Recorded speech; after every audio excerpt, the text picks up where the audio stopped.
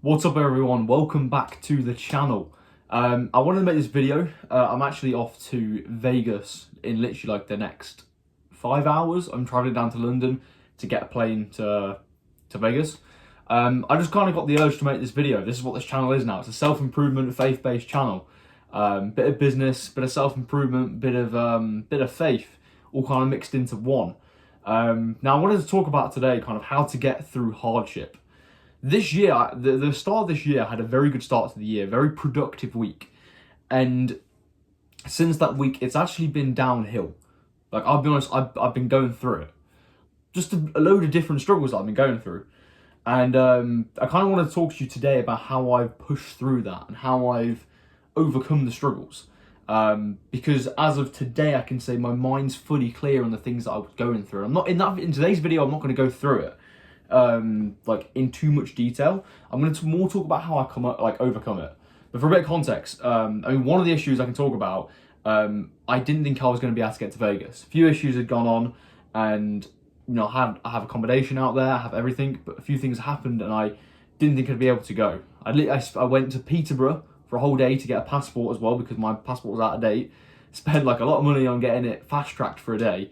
And I thought all of this would have gone to waste because of a certain thing, which obviously didn't help my kind of state, my state of mind, because I've been going through hardship, and then to add, you know, everything onto this, I thought, okay, well, God's really got it in for me at the moment. But no, that's not the case.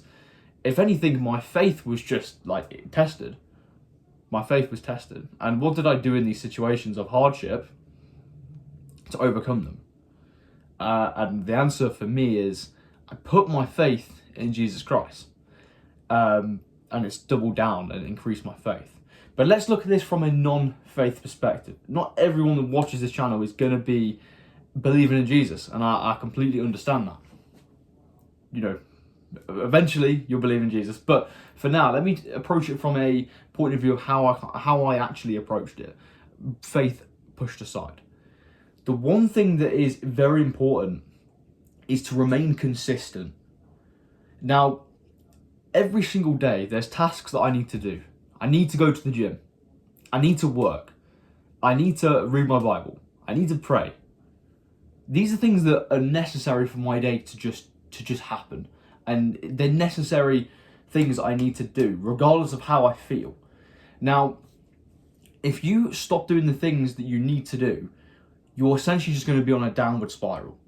And you're going to enter that rut that a lot of men these days are in. Most men, or most lads, around the ages of 16 to 24, and also men as well, like they fall into this brackets, they don't get up early, they don't go to the gym, they don't eat right, they're emotional, and it just leads to a bad life. Now, going through hardship, you need to stay consistent. And I had days, I'll be totally honest, I had days where I woke up and I didn't want to get out of bed. I genuinely didn't want to get out of bed, because the prospect of what I had to face that day was like, I couldn't deal with it. I didn't want to deal with it. But the sooner you do deal with it, quicker it gets over.